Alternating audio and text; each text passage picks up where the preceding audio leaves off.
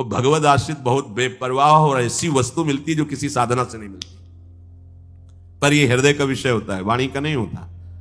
केवल वाणी के कहने से हृदय शांत नहीं हो जाएगा। निज सुख बिन मन होई की थीरा, जब तक मन में ये आश्रय जागृत नहीं होगा तब तक बात नहीं बनेगी। और ये जागृत तभी होगी, लिख लो, जब तुम्हारा अपमान होगा, निंदा होगी, शरीर किसी असाध्य रोग से ग्रसित होगा, सब तिरस्कार करेंगे, सब कोई सृष्टि में प्यार से देखने वाला नहीं होगा, तब सच्चा मदाश्रय उदय होता है।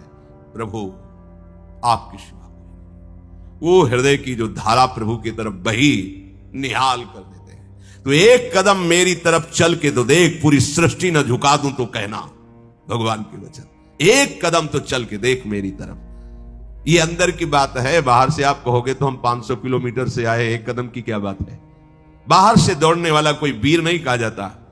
अंदर तो आप वहीं बैठे हुए हो, शरीर में, उस शरीर संबंधियों में, शरीर भोगों में, एक कदम कहां चले। अंदर की बात है क्या आपको। ये मदाश्रया अंतिम सांस तक हो जाए तो परम पद भी मिल जाएगी। बहुत बार बता चुके, फिर समझ लीजिए। द्रौपदी जी महान भक्ता हैं, भगवान से मिलती हैं, बात करती हैं, पर ये विपत्ति, ये दुख, ये असाध्य रोग, ये अपमान, ये निंदा, ये मदाश्रया को जागृत करता है, दूसरा नहीं, दूसरा नहीं। अभी तक पूर्ण मदाश्रया द्रौपदी जी नहीं थी, क्योंकि जब कर्ण और दुर्योधन के आदेश से दुशासन महल में प्रवेश करता है और बाल पकड़ करके अपवित्र दशा में उनको घसीटते हुए सभा में लाता है, तब एक बार भी नहीं बोली हा श्री कृष्ण। क्यों? अंदर आश्रय है। ऐसे महावीर हैं कि अगर भीम गदा उठा ले तो त्रिभुवन में सामने उनके टिकने वाला वीर नहीं है। अर्जुन अगर गांडीव चढ़ा ले तो किसी को भी ललकार सकते हैं, भगवत शक्ति से संपन्न है। अगर युधिष्ठिर जी भाला उठा ले तो सामने कोई महावीर भी टिकने वाला नहीं है। मेरे 5 पति हैं और सभा में परम धर्मात्मा भीष्म जी विराजमान है, जो महात्मा हैं। क्या उनके होते हुए ऐसा हो सकता है? द्रोणाचार्य जी हैं, कृपाचार्य जी हैं, बड़े बड़े वीर बैठे। एक बार भी नहीं आया कि मेरे श्री कृष्ण हैं। पढ़ के देख लो, व्यास भगवान द्वारा रचित महाभारत, उसका स्वाध्याय किया है पूर्व में।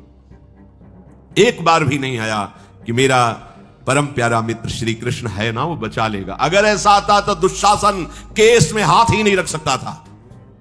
विश्वास कीजिए, महल में ही केस नहीं पकड़ सकता था द्रौपदी के।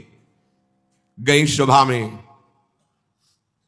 बड़ा उपहास कर रहा है कर्ण और दुर्योधन, गंदे शब्दों से बोल रहा है। नहीं बोलना चाहिए ऐसी धर्मात्माओं की सभा में।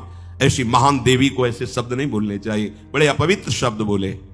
तब उनकी दृष्टि गई तो 5 पति सर झुकाए बैठे हैं, कोई देख भी नहीं रहा है। कृपाचार्य, द्रोणाचार्य सदगुरु हैं, पिता की तरह हैं, कोई नहीं बोल रहा। भीष्म जी की तरफ देखा और कहा, मैं केवल इतना पूछना चाहती हूं कि क्या केवल महाराज युधिष्ठिर को अधिकार है मुझे हारने का? क्या यह धर्म है? अगर है तो आप केवल बोल दीजिए, मैं सब कुछ सह जाऊंगी। अगर धर्म नहीं तो मैं समर्थ हूं, हर एक को दंड देने में समर्थ हूं। कान में लग करके गांधारी जी ने बाद में कहा था, धृतराष्ट्र जैसे कि होश में हो जा, पूरी सभा को भस्म करने की सामर्थ्य द्रौपदी रखती है, क्योंकि वो महान देवी कोई साधारण मां के गर्भ से पैदा हुई नहीं, यज्ञ से प्रकट हुई है। कहां कोई बात सुनने वाला? खींच रहा है दुशासन, 10,000 हाथियों का बल रखता है। द्रौपदी जी हाथ से पकड़े हुए साड़ी, थक गई। सोचा आप क्या, अभी मदाश्रया नहीं जागृत हुआ, एक बार भी कृष्ण याद नहीं आए। दांत से पकड़ लिया, अब लगा कि अब की बार के झटके में दांत से भी छूट जाएगी। स्वयं छोड़ दिया और कहा, हे गोविंद द्वारिकावासी। सेकंड नहीं लगा, भगवान का वस्त्रावतार हो गया। मदाश्रया सीधे भगवत प्राप्ति। कोई भी, कहीं भी, कैसे भी। मदाश्रया के लिए शर्त नहीं है कि आप किस जन्म, किस कुल में, किस क्या कुछ, कहीं भी हो, कोई भी हो, कैसे भी हो, भगवत प्राप्ति के लिए सिद्ध बात है भगवान का आश्रय।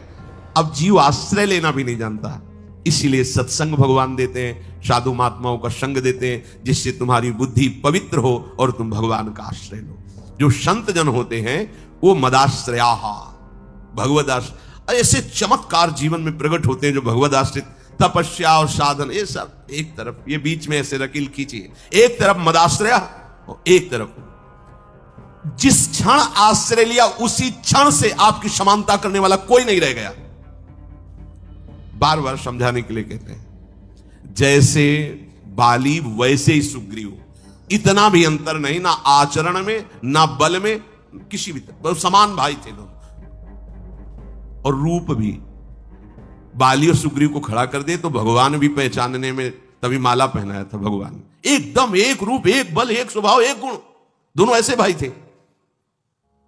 जब भगवान ने बाण मारा, सामने देखा कोटि कंदर्प दमनी मर्यादा पुरुषोत्तम भगवान, गंभीर मुद्रा, तो हृदय में तो महान प्रीति है, बड़ा प्रसन्न है कि वैसे तो मैं इस लायक ही नहीं था, जो योगियों के ध्यान में नहीं आते हो हमारे सामने खड़े हैं, पर थोड़ा इनसे बात भी तो कर ले। तो कहा, प्रभु सुन रखा है कि आप समदर्शी हो, फिर पर आज आपकी समदर्शिता दिखाई नहीं दे रही, पक्षपात दिखाई दे रहा है। मेरा भाई है, पता नहीं आप जानते हैं पूर्ण रूप से कि नहीं, पर मैं जानता हूं क्योंकि साथ ही खेला हूं। मेरे आचरणों से उसके कम आचरण नहीं है, जैसा मैं वैसे ही मेरा भाई, मैं जानता हूं। पर ये क्या, एक का पक्षपात लेके छुप के हमारी छाती में बाण मारा, मैं बैरी सुग्रीव प्यारा, क्या कारण? एक शब्द यही भगवान का था, ऐ देहाभिमानी, तूने सुन नहीं रखा था कि ये मेरी शरण में हो गया है। अभी अभी हुआ है, कोई तपस्या नहीं, कोई साधना नहीं, और हुआ कैसे? महाभागवत हनुमान जी के द्वारा कराया गया। बस ये मदाश्रया शब्द बहुत बड़ा है, बहुत बड़ा, बस इसका परिचय नहीं मिल पाता है। ये कैसे हो, ऐसा लगता है। हाँ, अब क्या करूं? तब साधन बताया जाता है, करो, क्योंकि तुम्हारा करने में राग है। जब करते करते हार जाओगे, तब फिर यही शब्द बताया जाएगा, मदाश्रया, हो जाओ भगवान की।